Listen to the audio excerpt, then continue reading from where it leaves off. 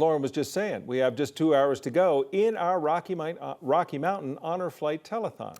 We're working to send local veterans to D.C. to see all the monuments that celebrate and honor their service and the lives lost and what they've done for our country. Lauren Robinson, a U.S. Army reservist, also is helping us host this telethon all day. And you've been talking to these volunteers, and it's got to be pretty exciting to see these numbers and these calls coming in. That's right. And as you just said, you guys call me Lauren Robinson, or sometimes meteorologist Lauren Robinson. My Army buddies call me Specialist Robinson. I have no first name in the Army. Now, I'm here having a ball with all of these volunteers behind me. Let's take a look at all of the work that they're doing. They have been taking these calls, starting the wave. They're a fun group of people, and we are here, and this is my buddy Keith here. We interviewed him earlier, and man, he's collecting all of those donations. Everyone here working so hard to get everything in, and there's a huge reason why we're doing all of this today, guys. This is to get our local Colorado veterans to our nation's capital so they could see those beautiful sites and monuments that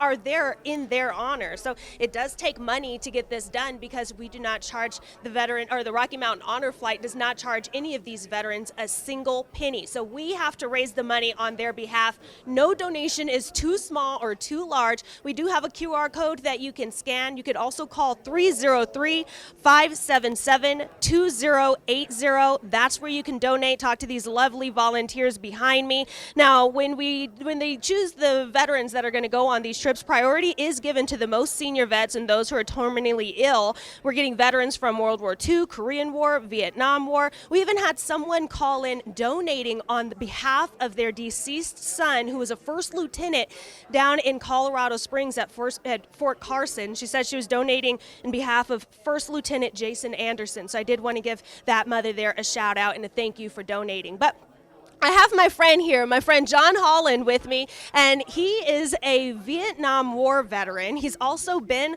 on the honor flight. There's so many layers to all of this. How was the honor flight for you when you went? Well, the honor flight was a life-changing experience for me, and as we discussed a little earlier, it's kind of the welcome home that we didn't get when we came home from Vietnam. And I mean to tell you, it is 3 of the most memorable days of my life. That's fantastic. And you said it's a life-changing event. You also touched on how, as a Vietnam War vet, you didn't really get the welcome home that a lot of you guys were expecting or deserved. So this is kind of the opportunity to get that, right? It is that, and just a royal treatment. All these folks out here in the blue shirts are the guardians, and they took care of us while we were on the flight. And I mean, they took care of our every need. It was wonderful. All right, thank you so much. And for a bit of a numerical breakdown here, these trips last 3 days and 2 nights. Again, the veterans don't pay a single dime, so we have to fundraise for all of that. Now, these trips cost roughly between $60,000 to $65,000 to happen. That breaks down to around $1,200 per veteran. So we've actually had a couple of people call and donate $1,200 to sponsor a veteran themselves. That's a fantastic gift, right? But anything that you're able to contribute helps, because it all adds up. Again, we want to get these veterans out to Washington, D.C. to see the monuments in their honor.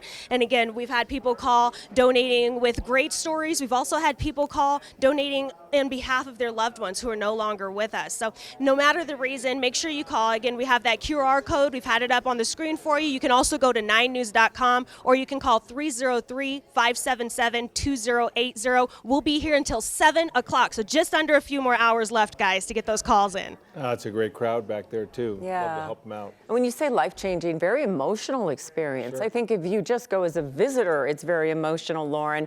But to think that when we talk about Vietnam, what a tough time that was, that's an important interview. Thank you.